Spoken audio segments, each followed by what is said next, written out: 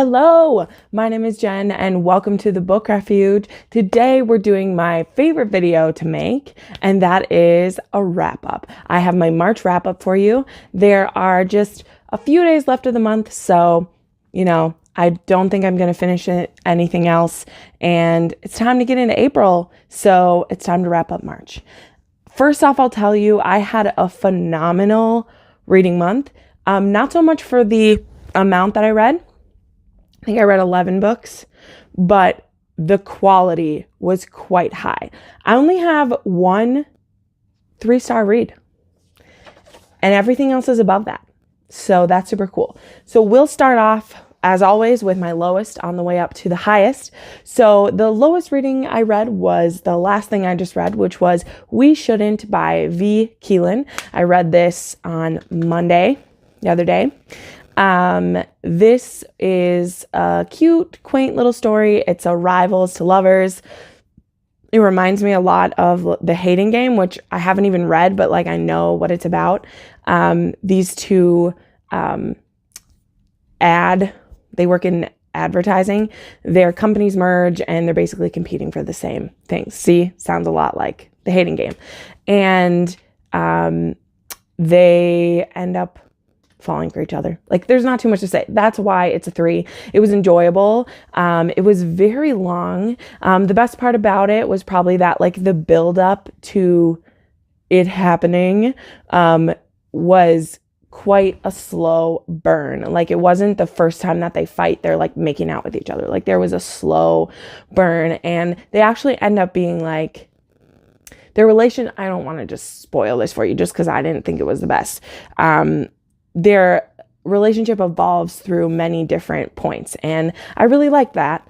It was just, I found myself flipping through a lot of parts of it because it got dull, because in my opinion it was too long.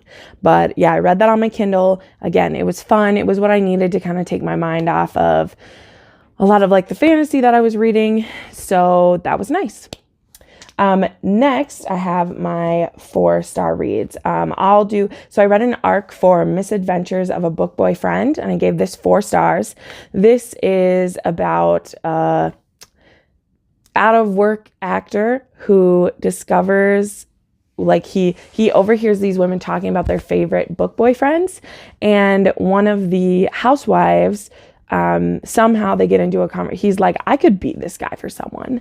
I could do that. And so he becomes an escort of the bookish variety. So he basically pretends to be people from different books for a night. And sometimes he sleeps with them and sometimes he doesn't. And I gave it 4 stars because he was incredibly charming, even though, so his best friend in the novel is a girl, and she calls him out, which that's what I was afraid of, is he's literally becoming a prostitute. That's what he's doing. And he doesn't see it that way. And so he explains it to his friend, and she's like, you are a prostitute. You're an escort. And he's like, what? No, I'm not. I don't have to sleep with them, blah, blah, blah, blah. And she's like, that's what escorts say. And so because he was called out on his crap, and then he kind of just accepted it, and he ends up falling for one of his clients, which is kind of interesting. And it was good. So anyway, I gave it 4 stars. And speaking of male escorts, the next 4-star read I had, which I also just read, was The Kiss Quotient by Helen Huang. And this was super endearing. This, it's funny that I rated those both 4 stars because I like this one a lot better. But I read the other one first, and I feel like if I re-rated them, I would give the Misadventures one a less rating. But this one is about, I'm sure you've heard of it, everybody and their mother has read this on Booktube, but this is about a girl named Stella who is on the autism spectrum, and she wants to learn about sex because she thinks she's bad at it. And so she hires an escort for kind of a pretty woman situation to teach her how to be good at that, as well as that also includes a fake boyfriend trope. because she's like, I actually need someone to go to some events with me so my parents believe me that I have a boyfriend, even though I don't. And Michael, he is an escort because he's helping pay for medical bills for a family member. Of course, he has to, be a tortured soul. But he also, like, he designs and creates clothes. Like, he's a tailor. And I didn't realize that was, like, a kind of story I wanted to read. But it was great because, like, he makes her clothes. And it kind of sounds like the perfect guy, minus that he's an escort because, yeah. But I gave this 4 stars. It was cute.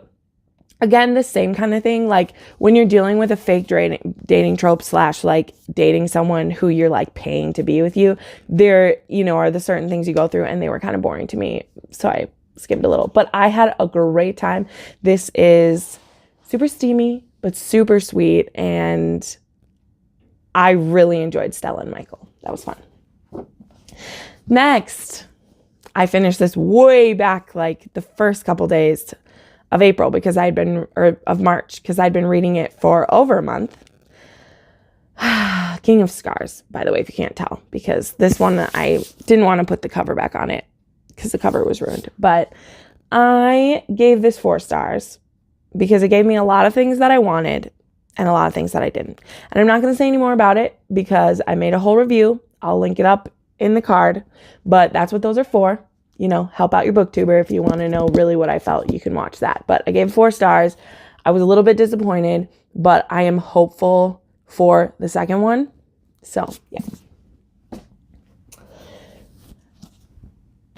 Next, a 4-star read. I have Eye of the World, which I read with Murphy Napier.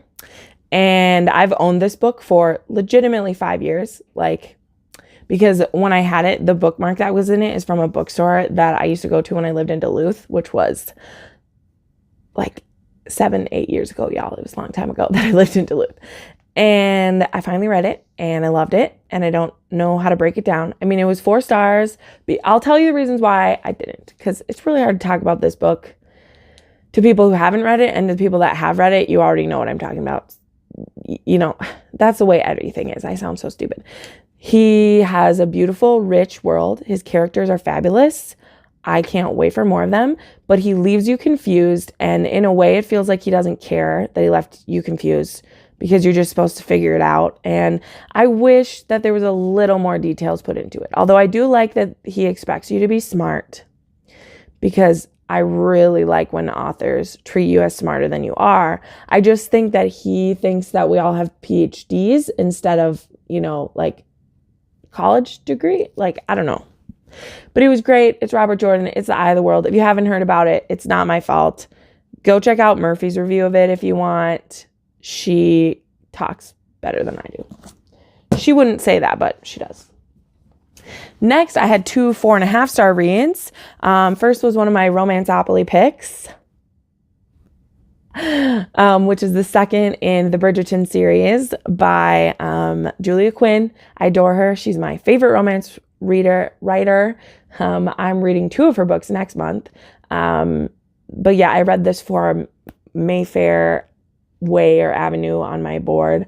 I'm going to read all these anyway, and I'm just trying to find what to fit them into. But this one is super cute. This is about the oldest Bridgerton. His name is Anthony, and he needs to get married now and have kids because he thinks he's going to die at 38 because his father died at 38, and he doesn't believe that he can live longer than his father, or that he should live longer than his father did, because he thinks his dad was the best guy ever. Complex. And then meanwhile, we have Kate, who is the older stepsister of the woman that Anthony wants to marry. And in this case, it is a case of stepsisters who adore each other. And she does not think that Anthony is the right man to marry her sister. And they get in all the fights. And it's so cute. And as always, Julia Quinn, her books are so funny, guys. That is the main reason I love her. Her romances are amazing, but the humor she gets in here is so good. And as always, the whole family is amazing. In this, they play a game of, it's literally croquet, but they call it something else. And it's hilarious. If you love historical romance and you haven't read her, I don't know what you're doing. And then my other 4.5-star read was Aragon. This was another reread. I had a lot of rereads this month, actually. I had 3. I should have done them for a rereadathon, but I didn't. This I annotated this time. I read this with a couple ladies who are subscribers of me. I'm waving to you, Kira and Sage. Thank you so much for reading this with me. I had a great time. Going to be diving into Eldest with one of them. One of them didn't like it as much as I did, and there is no hate for that. This is a pretty simplistic fantasy, but that being said, it has so many great things about it. Like, it is so readable and fun, and I love the relationship between Boy and his dragon. I am a big, big fan of that. This is the beginning, middle, and end of my obsession with animal companions, is Aragon. Like, that is the reason I have that as a thing, because when I was in 8th grade, I read this book and I loved it. And the reread was just as sweet. I have so many notes of like just how cheeky, and because he thought this out so well, because there's things laid in here that you don't know about until so much later. And I just loved it. It was 4.5. I knocked off 0.5 star just because some parts were, I was like, oh my gosh, this is, I don't need to know that, I don't know, just things. But it's still one of my favorite series. I would never take that away from it. I just had to be honest with my reread and not let my obsessive love get in the way. But I can't wait to continue. I'm so happy I'm rereading these this year. I might switch to audio halfway through. I don't know, because the books get really big, and big books intimidate me less if I'm listening to them than if I'm like reading them. But anyway. All right. On to the 5-star reads, of which I have 4. So let's start with the first one I finished, which was my last reread I did, which I also annotated, which is Outlander. Oh my gosh, this reread was so fun. It took 2 months because I finished this like the first day of March, but I didn't want to wrap it up yet because my friend hadn't finished. And unfortunately, I don't know if she will have the time to continue reading them with me. And I was really only rereading this time to read them with her. I mean, I obviously want to continue to read and annotate. I just don't know if I can be committed to this many big series if I'm not being like pushed through it by my friend. So I need to check back in with her because we're going on to the 4th month and we're supposed to be starting our 3rd book, and she's not even done with this one. So I don't know yet, but we'll see. But I definitely want to still read them. It just might be postponed a little because now I'm reading Eye of the World, and I'm reading the Aragon series, where when I started this, I wasn't, and now I am, and there's just a lot. But this was 5 stars. Did I say that? These are all 5. This is 5 stars. They're all wonderful. Look at all these little pink ones. See, when I was annotating this one, I was trying to like color coordinate, whereas by the time I got to this one, I literally just went like, I just put a flag anywhere I wrote something. So it's like in different colors, but that's because I ran out of stuff. Whereas so in this one, all the pink were like all the cute little romance moments, and like orange was when we met a character I didn't like, or there was danger, and like blue was plot point. Anyway, I was trying to, but I barely remember what it is. So instead there's just like, I highlighted stuff that I liked, and then, like they're kissing, and I love it. And I love them. Jamie and Claire are my OTP of all time. I love them so much. And the beginning of their journey together, as someone who I've read all of the books and I've watched the TV series like 3 times, I just can't get enough of them. And I love them. You should read these also if you like historical romance. And I know this is intimidating. I know, but it's worth it. Oh, it's so worth it, especially later on when there's more characters and things are going on. Next, another one that I read near the beginning of the month is I read The Girl in the Tower with Murphy, and I loved this. I thought things escalated so interestingly, whereas like the first one, there was some slow parts and it takes place over like 16 years.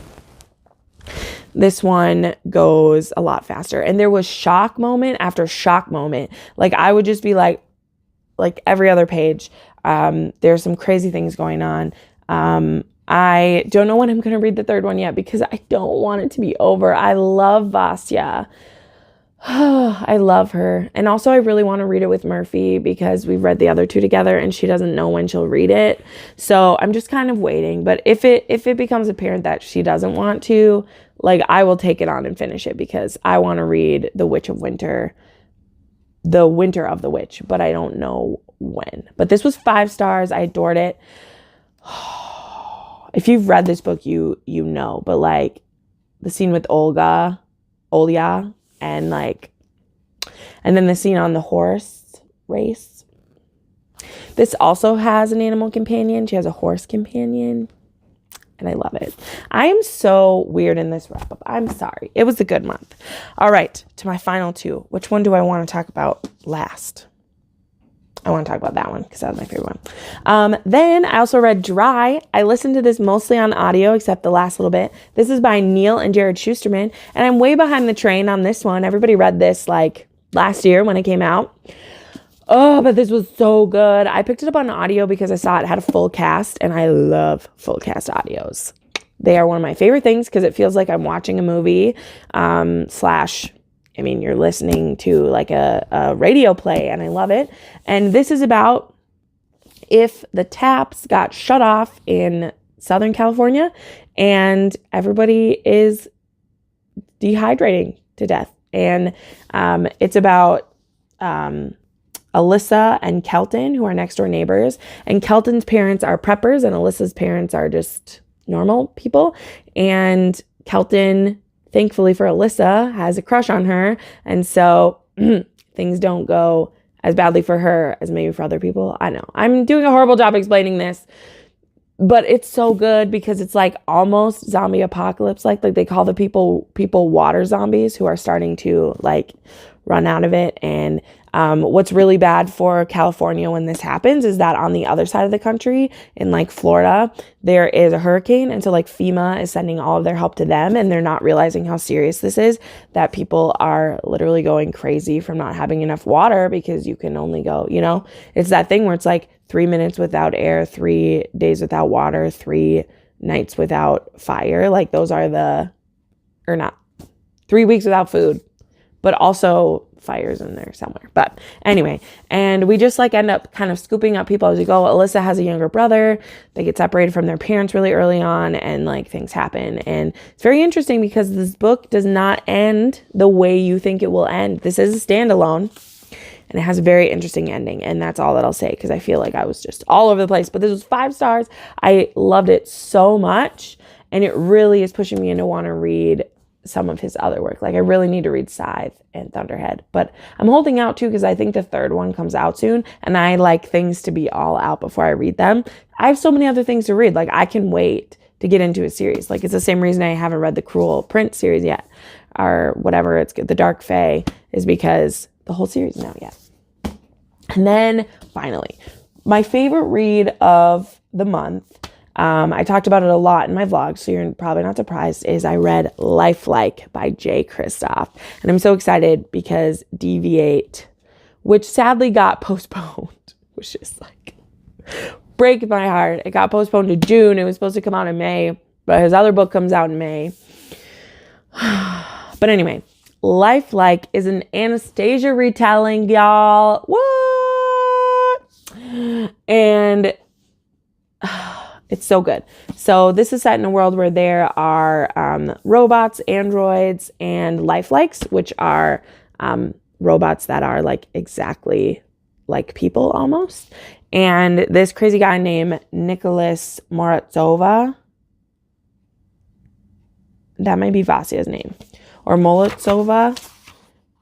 Vasia's last name is Morozova, isn't it? I don't know. I'm mixing it up. But anyway, he created these lifelikes, and they rise up and kill him and his entire family, except one. And that's all that I'll say. But this has such great characters. It is so funny because that's what Jay does. Is you're in dire circumstances and he's funny. This has like a Romeo and Juliet kind of love story, and it has the biggest twist I have like read in a while. And I know some people think that's a spoiler to say there's a twist, but I'm putting it out there that there's a twist in this book.